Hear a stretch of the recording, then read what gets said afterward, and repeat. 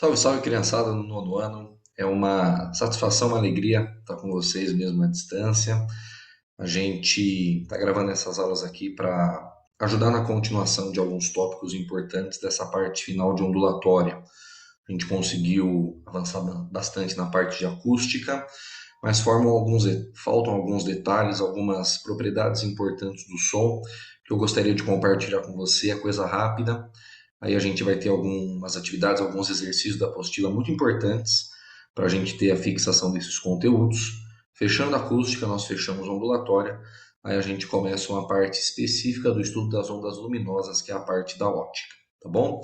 Eu vou compartilhar minha tela aqui com vocês, pessoal, para a gente ver alguns desses tópicos com mais detalhes aqui em algumas imagens, em algumas questões mais visuais que podem te ajudar aí a entender as ideias. Tá bom?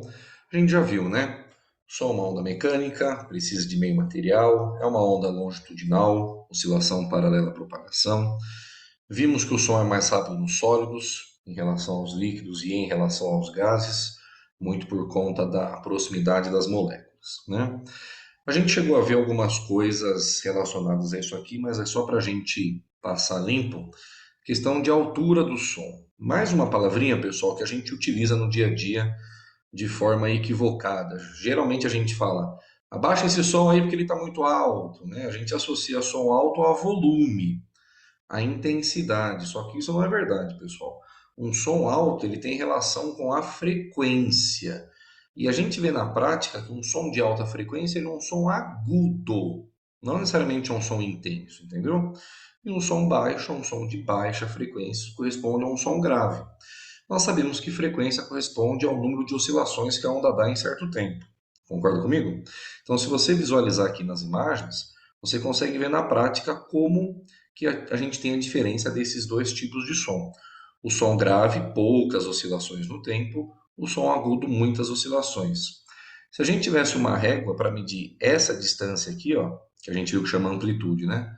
Essa amplitude do som grave e essa amplitude do som agudo, a gente colocou na imagem para ser igual, tá? Então os dois são igualmente intensos, não é a amplitude que manda no sentido de altura do som, tá? Som agudo e som grave. Então quando você vê adesivos, placas, né, condomínio, parque, é muito comum, né? Proibido som alto depois das 10 horas da noite, tá errado, né? Tá escrito ali que ele tá proibido som agudo, né? O certo seria uma outra coisa que a gente vai ver no próximo slide, tá? Então fiquem atentos a essa diferença, mais uma, né? De palavrinhas que a gente usa no dia a dia e de palavrinhas que têm o sentido correto aqui para nós na física, tá bom? Quando a gente fala de intensidade de volume de som, o certo é a gente falar uma relação com a amplitude. A amplitude é aquele tamanho do zero até a crista, do zero até o vale que a gente já estudou, certo? Aí um som intenso, pessoal, que tem um volume elevado, ele vai receber o nome de som forte, tá bom? Em contrapartida, um som fraco, um cochicho, volume pequenininho. Perceba pelas imagens como que isso é bastante visível, né? A frequência das ondas é a mesma. O que que significa a frequência ser a mesma? É a mesma nota musical, entendeu? A gente diferencia uma nota musical da outra, pessoal, por causa da frequência. O número de oscilações que as duas ondas estão dando é igual, só que a primeira tem uma grande amplitude e a segunda tem uma amplitude pequenininha. Som forte, um gritão, som fraco, um cochicho, tá? Fiquem bem atentos a essas diferenças. Você sabe que no dia a dia você mede a intensidade sonora por decibel, né? Você já deve ter ouvido falar isso. A gente mede frequência em hertz, nós já estudamos, e a gente mede volume, intensidade sonora em decibel. Porém, pessoal, o nome da unidade correta é Bell, tá? É B maiúsculo, em homenagem ao Alexander Graham Bell, que é o inventor do telefone, tá? Só que um Bell, ele tem uma intensidade, um valor muito grande.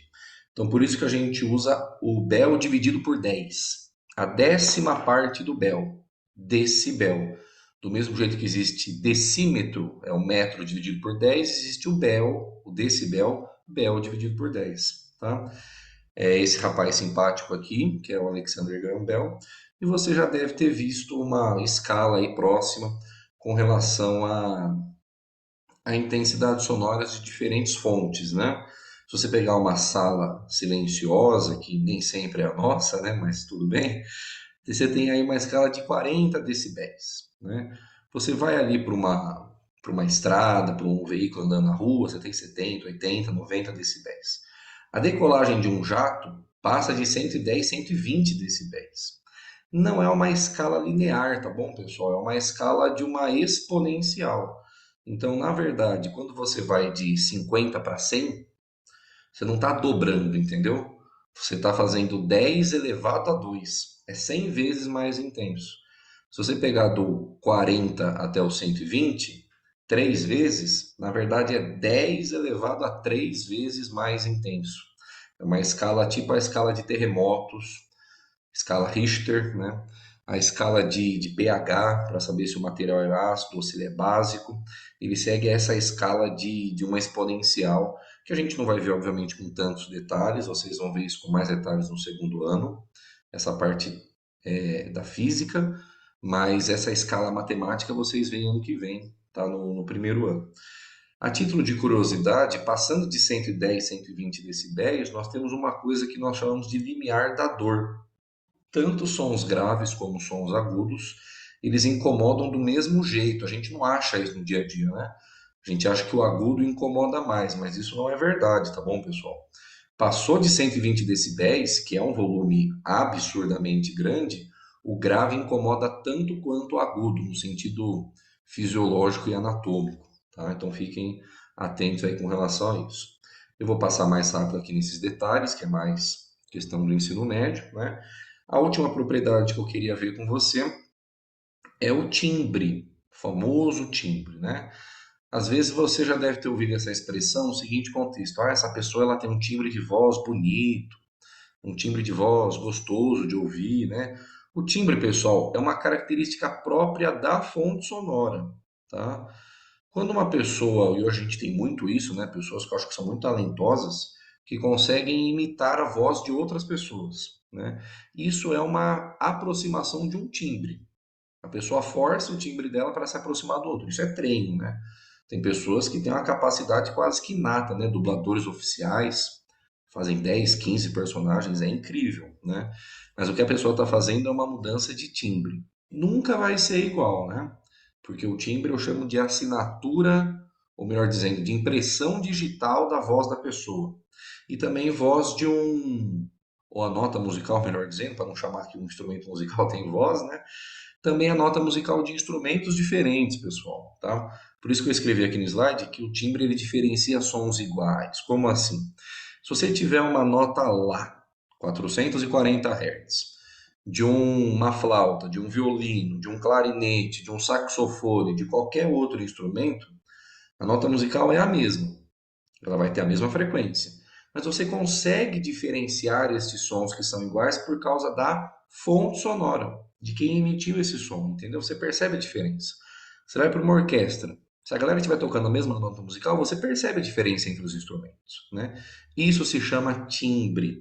O timbre ele caracteriza o formato da onda. A frequência é a mesma, a amplitude pode até ser a mesma, mas o formato da onda é diferente. Isso que é a característica do timbre. Tem um vídeo que eu quero mostrar para você, é um vídeo curtinho, coisa de 3 minutinhos, que mostra o hino nacional brasileiro tocado por instrumentos musicais diferentes. É a mesma música, as notas musicais são as mesmas, mas você percebe claramente a diferença entre os instrumentos, tá? Eu vou interromper aqui o compartilhamento para eu compartilhar com você esse vídeo, tá bom? Só um instantinho. Já carreguei ele aqui, vamos compartilhar.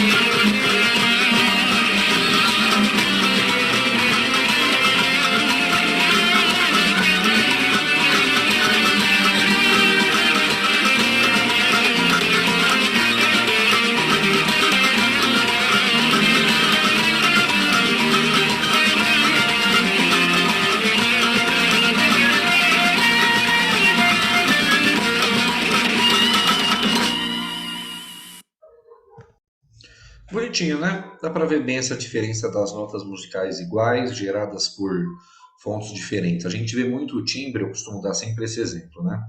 Pensa que uma pessoa que você conhece muito, que você pode ser seu familiar, seu amigo, uma pessoa que você conhece muito bem, né? Essa pessoa ela te manda um áudio no WhatsApp de um número que você não conhece. Quando você coloca para tocar o áudio, para ouvir o áudio, você geralmente, antes da pessoa se identificar, você já parece que apita um negocinho, fala assim, poxa, eu conheço essa voz, né? É meio que uma memória auditiva. Essa memória auditiva tem total relação com o timbre. A gente reconhece vozes famosas ou conhecidas muito por causa dessa assinatura, dessa impressão digital que é o timbre, tá bom? Pessoal, com essas propriedades das ondas sonoras, o estudo da acústica, nós fechamos a parte ondulatória. Deixei algumas atividades escolhidas a dedo para você realizar do nosso livro. Faça com atenção, com afinco, os exercícios são importantes, porque é quando a gente vê a teoria na prática. Terminando os exercícios, a gente tem aí a continuação das aulas de ondulatória aplicada agora ao estudo da luz especificamente, que é a parte da ótica. Tá bom? Beijos de luz, se cuidem. Até mais. Tchau, tchau.